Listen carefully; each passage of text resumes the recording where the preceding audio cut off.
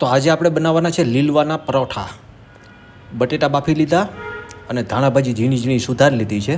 હવે બટેટાને અને ધાણા ભાજીને આપણે પહેલાં મેશ કરી નાખીએ. તો જો બટેટા મેશ કરી લીધા. હવે એમાં નાખી દઈશું લીલા વટાણા, લીલી તુવેર, આદુ મરચાંની પેસ્ટ, એ બધું ક્રશ કરેલો મસાલો બધો નાખી અને આપણે એને મસ્ત મસાલો બનાવી લઈએ પરોઠામાં ભરવા માટે થઈને. તો આ મસ્ત મજાનો આપણો મસાલો બની ગયો છે અને આ બાજુ આપણે પરોઠાનો લોટ પણ બાંધી લીધો છે. તો હવે આમાં મસાલો ભરીને આ રીતના આપણે પરોઠા વણી લેશું અને પછી એને નાખી દઈએ તવા ઉપર શેકવા માટે થઈને.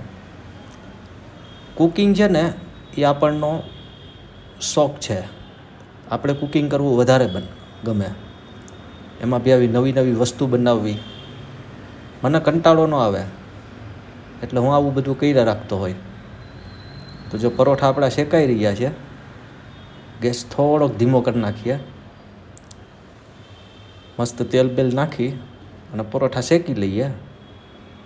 પછી ખાઈ લેશું આપણે દહીંની ચટણી હારે, ફુદીનાની ચટણી હારે હાલે, ટમેટા કેચપ હારે હાલે, પણ દહીંની ચટણી હારે વધારે મજા આવે.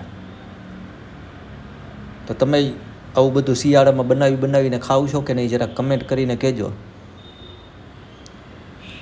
શિયાળામાં તો લીલા વટાણા અને લીલી તુવેર ખાવાની મજા આવે. એની કચોરી બનાવાય, પરોઠાય બનાવાય, જે ઈચ્છા પડે એ. પેટીસય બનાવાય. હા, લીલવાની પેટીસ બી મસ્ત બને. તો જો પરોઠો આપણા શેકાઈ ગયા.